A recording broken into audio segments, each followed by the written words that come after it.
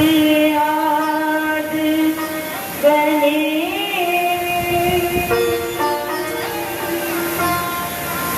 किसी सुमिरा मेरे कंठ करो परवेश जय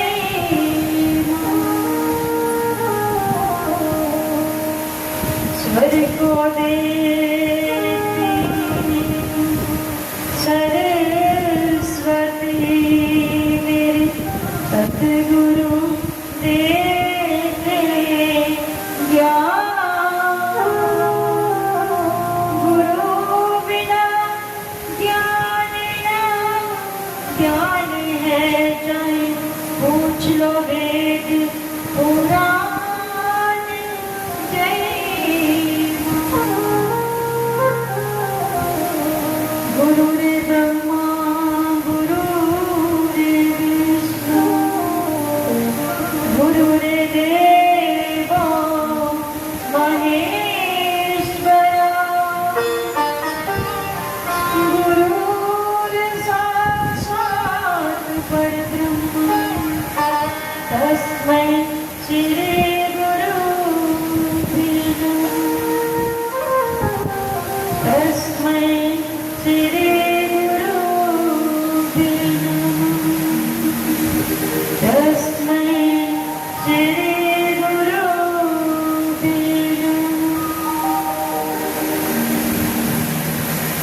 नमः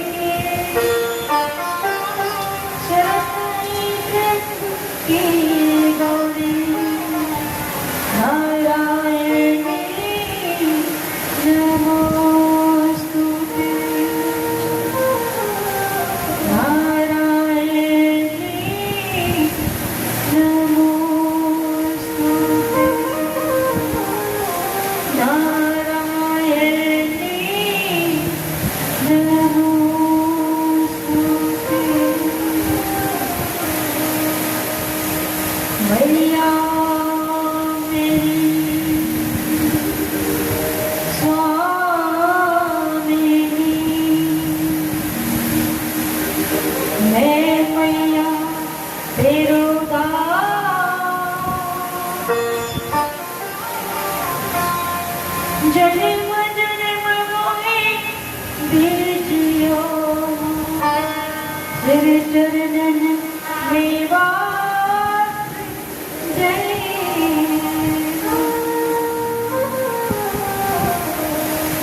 बोलो सच्चे दरबार की मैं मेरी सच्चियां जोता वाली माता सदा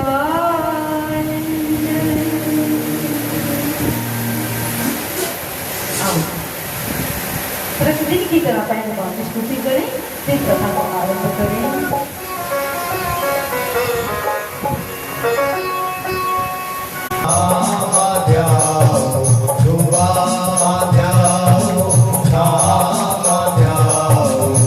हर घड़ी हर पल मागुन गुना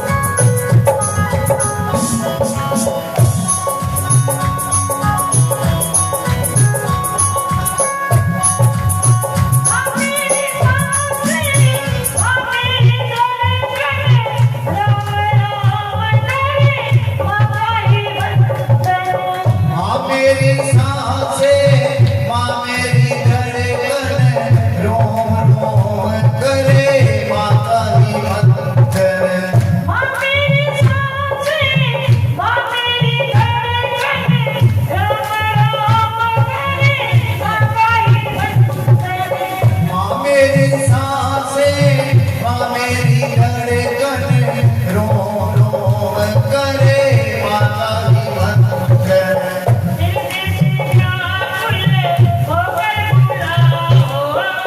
दिल से व्याकुल होकर बुलाओ,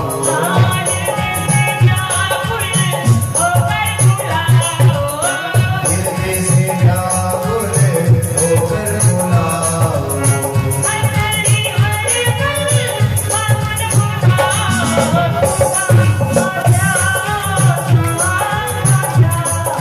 सुबह आ जाओ, शाम आ जाओ, हर घड़ी हर पल फागुन को लाओ।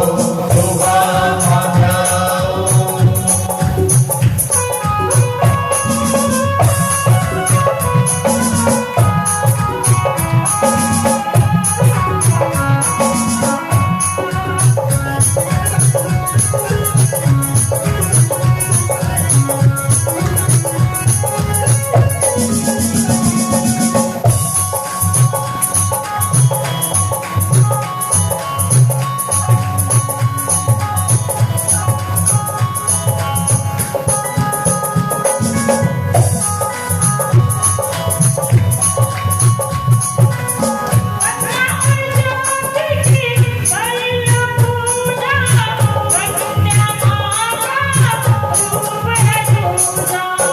कन्या ज्योति की कर लो पूजा, कन्या माँ का रूप है दूजा।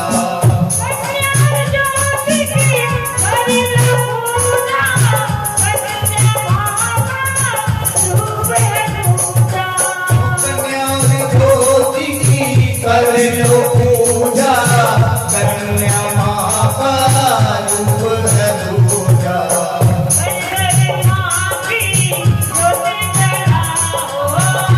घर माँ की ज्योति जलाओ,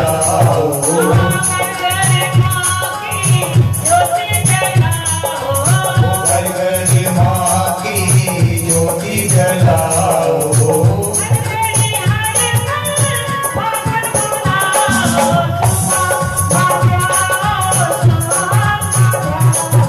सुबह आ जाओ, शाम आ जाओ, हर घड़ी हर पल फागुन को लाओ। सुबह आ जाओ,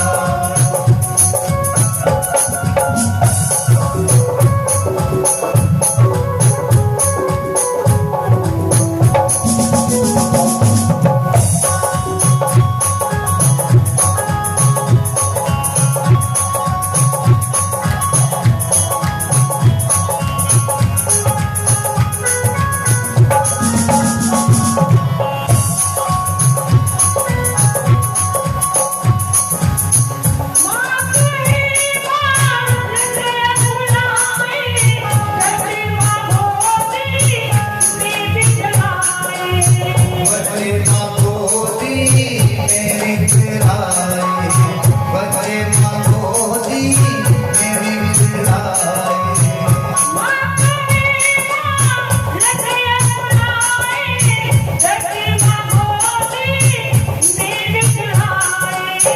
जैसे माँ गोदी में बिखराए, जैसे माँ गोदी में बिखराए।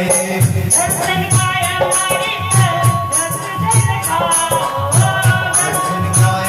अमृत दर्शन दिखाओ,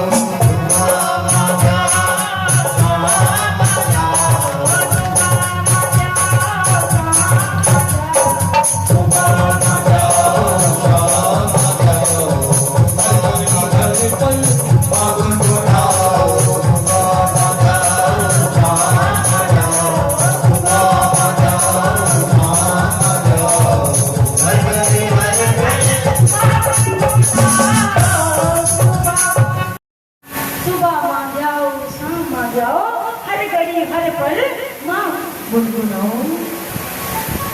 माँ मेरी सांसें, माँ मेरी धड़कन, रोम रोम करे माँ का निबंधन। हृदय से जाकर होकर बुलाओ माँ गुनगुनाओ। जब बच्चा माँ को प्रेम से बुलाता है तो माँ थोड़ी चली जाती है। कन्या और ज्योति की कर लो पूजा, कन्या माँ का रूप है दूजा। माँ ने जी स्वयं अपने मुख से कहा कि मेरा कोई जगहों पर आप विचार कर सकते हो, या कन्या में या ज्योति में।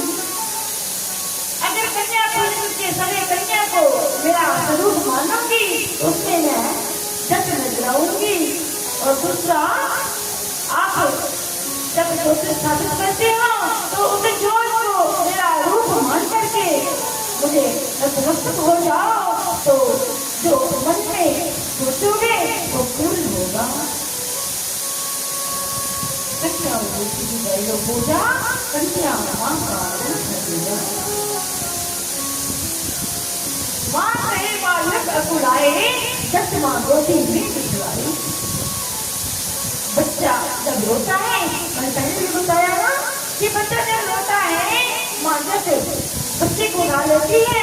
माँ कहती घर का काम तो चलता ही रहेगा, पर इस समय मेरा लाल रो रहा है, इसे मेरी जरूरत है। जब माँ सारा काम छोड़ कर अपने बच्चे को अपनी गोदी में बिठा लेती है और वो अपने बच्चे को देख देख करके प्रफुल्लित होती रहती है। माँ अपने बच्चे का मुख देख देख करके माँ कभी हंसती है तो कभी उसे बुलान करती है। ऐसा माँ का वक्तव्य है मित्रों। ये प्रारंभा आदिशक्ति माँ जगदम्बा जिसकी कथा को आप श्रवण कर रही हैं, ये जबकि महारानी माँ जगदम्बा अपने बच्चों पर, अपने भक्तों पर अपार करुणा करती है बंधुओं। इसकी करुणा जो है ना, उसके बराबरी में कोई करुणा नहीं। माँ ने तो एक जाता कह दिया कि जो कुछ है सो मैं ही हूँ, मेरे सिवाय कुछ नहीं। संसार में जो भी है ना वो सब मैं हूँ और मेरे सिवाय कुछ है ही नहीं। मैं जो चाहूँ जैसा चाहूँ मैं करती हूँ। ये स्वयं माँ देवी ने अपने मुख से कहा है। ऐसी काम बात सती माँ जगदम्बा जो हमारे हृदय में शक्ति के रूप में विराजमान है। इस माँ की हम कभी आराधना करते हैं, इस माँ की हम रोज पूजा करते हैं। ये ऐसी शक्ति है बच्चों तो स्वयं लक्ष्मी रूप में हमारे यहाँ विराजमान है। हम सबके घरों में माँ लक्ष्मी स्वरूपा विराजमान है। वो धन रूपी माँ लक्ष्मी अगर ना हो तो हम कोई भी कार्य कर नहीं सकते। हमारे संसार के सारे कार्य माँ लक्ष्मी की कृपा से होते हैं। तो माँ हम सबके घरों में विराजमान है। बड़ी सुंदर, बड़ी प्यारी माँ को कथा है बंधुओं। और माँ कहती जो लोग मेरी दिन रात पूजा करते हैं उनके माँ मैं लक्ष्मी रूप में निवास करती हूँ। और जो लोग दरिद्र होते हैं ना, अगर वो चाहे तो अपनी दरिद्रता को वो त्याग कर सकते हैं। मेरी कृपा पा करके, मेरी पूजा करके, मेरा नाम वचन कीर्तन का जप करके और मेरे चरणों में अपने जीवन को समाहित करके मेरी भक्ति को पा सकता है। हम ऐसे भी जाते हैं ना, वहाँ माँ की 3 प्रिया है, लक्ष्मी, सरस्वती और काली। लेकिन सब नजर जो है वो मानस के पति की होती है। आप जानते हो ना कि माँ की 3 प्रिया है, लेकिन जो बीच वाली प्रिय है ना वो मानस में स्वरूपा है। वो माँ धन रूपी सबको चाहिए। सभी कहते हैं माँ हमारे घरों में चलो माँ, आप अगर हमारा साथ रहोगे हम धर्म का कार्य भी कर पाएंगे, हम संसार के सारे कार्य कर पाएंगे माँ। और विष्णु जी की साथी में जो स्वर्ण बालों की रेखा है ना, वो कौन है? वो जी जगदम्बा माँ लक्ष्मी। अब सबके हृदय में विराजमान है। कोई ऐसा व्यक्ति नहीं जो माँ को ना चाहता हो, हर कोई चाहता है वह हमारे घर आ जाए। और आप जानते हो सर्वप्रथम जब हमारे शरीर का डिजाइन बना तो कितना सुंदर बना रहे हो। हमारे भाई लोग जो हैं, भाई लोग जो अपनी कमीज डालते हैं, टी-शर्ट डालते हैं, उसकी जेब जो है ना, वो जेब किस ओर है? मेरे भाई को पता होगा किस ओर है, मेरे भाई को बताएं। बाईं ओर इनकी जेब है। और बाईं ओर होता क्या है? बाईं ओर क्या है माता? आप सबके पास है, बताइए, है कि नहीं? बाईं ओर आज आप बताओगे क्या होता है बाईं ओर माता?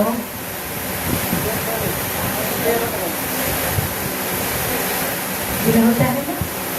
तो मेरे भाई लोग तो हर पल माँ को दिल से लगा के रखते हैं, ये वो भाई होती है। तो सारे मेरे भाई कभी माँ को अपने से दूर नहीं करते, अपने दिल से लगा कर रखते हैं कि हे माँ, एक पल के लिए भी कभी हमसे दूर मत जाना, आपके सिवाय हमारा कार्य पूरा हो नहीं सकता माँ।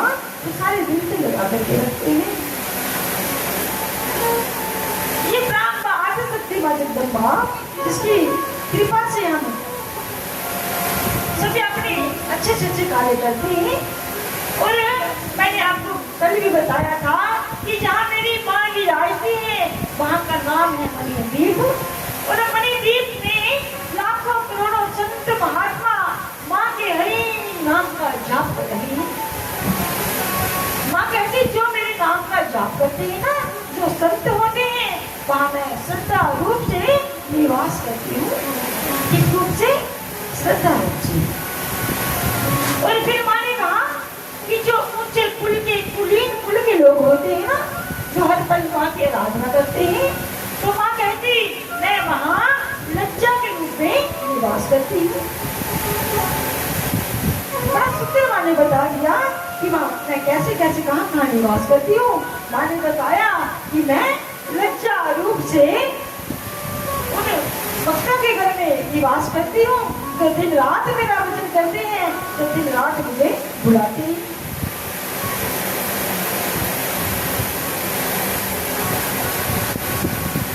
तो फिर माँ ने कहा कि जो कुलीन कुल के लोग होते हैं वहाँ मैं लज्जा के रूप में विराजमान होती हूँ। और माँ की कृपा तो सबके हृदय में वास करती है।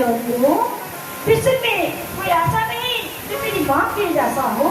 माँ कहती मैं तो सबके हृदय में सद्विचार कर देती हूँ। मैंने कल भी आपको बताया था ना कि माँ कहती मैं जो कोई मुझे मन से याद करे उनके वहाँ मैं निवास करती हूँ। मैं दो रूपों में वास करती हूँ। आप जो मांगना चाहो मांग सकती हो। माँ बुद्धिहीन को बुद्धि देती है, धनहीन को धन देती है, पुत्रहीन को पुत्र देती है। और जो चाहो माँ से पा सकती हो। माँ कहती आप अगर धनवान होना चाहते हो तो मेरे नाम का जाप करो। बड़े सुंदर नवारण मंत्र की कथा आई है। नवारण मंत्र का जो पहला बीज है ना, एक बीज उस बीज की पहली कथा आई। एक कालिदास नाम का ब्राह्मण था। और कालिदास ने क्या किया? कालिदास एक दिन एक वृक्ष पर चढ़ा था, तो टहनी को काट रहा था। जब टहनी को काट रहा था तो उस ब्राह्मण लोग विदोषपा के घर से हार करके आ रहे थे। तो जब कालिदास को देखा वो जिस टहनी पे खड़ा है उसी टहनी को काट रहा था, तो पंडित कहने लगे अरे कालिदास, अरे पागल हो गए हो, जिस टहनी पर खड़े हो उसी को काट रहे हो। टहनी कटेगी तुम नीचे गिर जाओगे और तुम्हें चोट जाएगी। कालिदास कहने लगा, क्या मुझे मूर्ख समझ रखा है? मैं जानता हूँ आप सोच रहे होंगे कि मैं उसी टहनी पे खड़े होकर काटूं, फिर ये टहनी नीचे गिरे और आप उठाकर ले जाओ, मुझे फिर मेहनत करनी पड़े। आजकल तो किसी को ज्ञान देने का समय भी नहीं। जब उन ब्राह्मणों ने देखा तो ब्राह्मण समझ गए कि कालिदास सचमुच महामूर्ख है। उसे बड़े प्रेम से पहला फुसला करके उतारा और कहा, कालिदास तुझे एक बड़ी सुंदर जगह पे ले जाएंगे और वहां तुझे बड़ी सुंदर वस्तु मिलेगी, पर तुझे एक काम करना होगा, हमारे साथ चलना होगा, पर वहां कुछ कहना नहीं, केवल चुप रहना है। कोई कुछ भी कहता रहे, कोई भी बात करे, बस तुझे कोई भी बात का जवाब नहीं देना है। अब वो सारे ब्राह्मण वहां से हार करके आ रहे थे, क्योंकि विनोदमा बड़ी विभूषी कन्या थी, वो शास्त्र जानती थी। उसने शर्त रखी कि जो कोई मुझे हाथ प्रयास से हराएगा उसी से मैं विवाह करूंगी।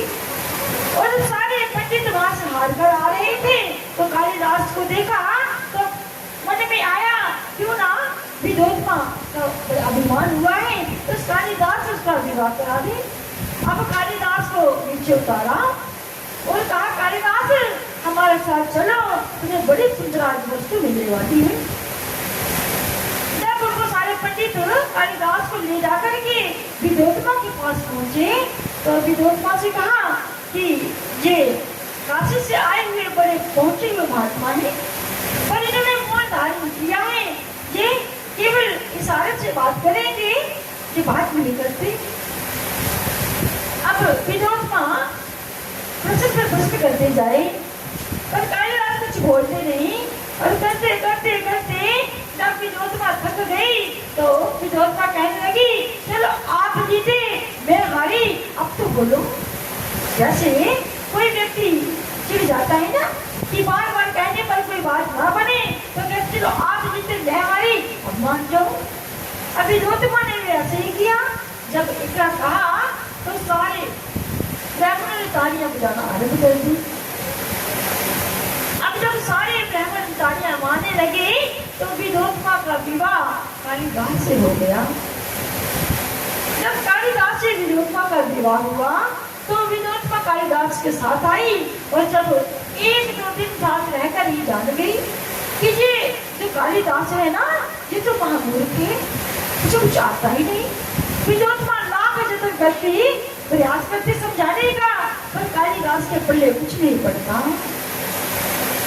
एक दिन विनोदमा ने क्या किया, अपने पति को बड़ा समझाया, पर जब बात ना बनी तब प्रताड़ित किया, घर से निकाल दिया। कालिदास घर छोड़ करके जा रहे हैं और चलते चलते रास्ते में उन्हें संत मिल गए।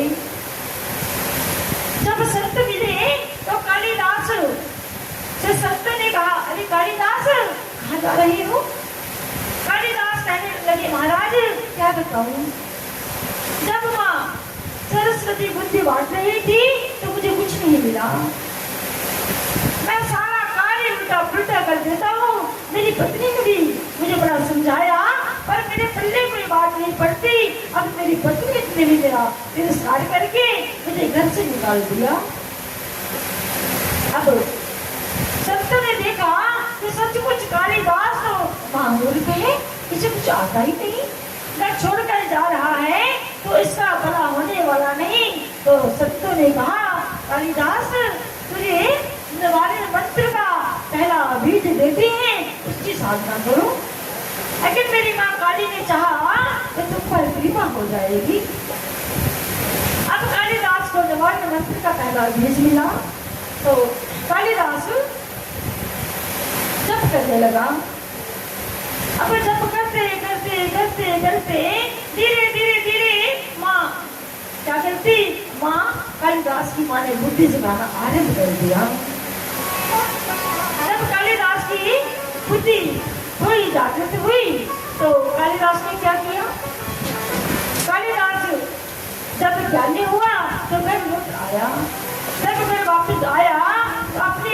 से कालिदास कहते, कालिदास ने अपनी पत्नी को आवाज लगाई कि तुम आकर उद्घाट है।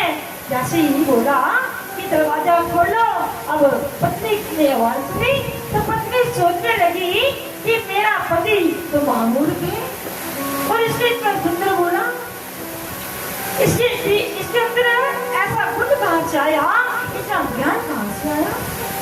पत्नी ने दरवाजा खोल के देखा तो सामने कालिदास खड़े हैं, और कालिदास तो पत्नी ने देखा तो विनोदमा कहने लगी, मुझे ये बताओ कि आपके अंदर इतना बल, इतना ज्ञान कहाँ से आया। कालिदास ने कहा कि जब मैं घर छोड़ करके जा रहा था तो तब मुझे संत मिले, और संतों ने मुझे नवाने मंत्र के पहले बीज की दीक्षा दी, और मैंने उस मंत्र का जाप किया, और मेरी माँ की कृपा से आज मैं मूर्ख नहीं, आज मैं ज्ञानी हो गया। मेरी माँ की कृपा है। जब विनोदमा ने इतना सुना तो विनोदमा और कालिदास माँ के चरणों में नतमस्तक होकर के माँ की स्तुति करने लगे। और हम भी माँ की स्तुति करें।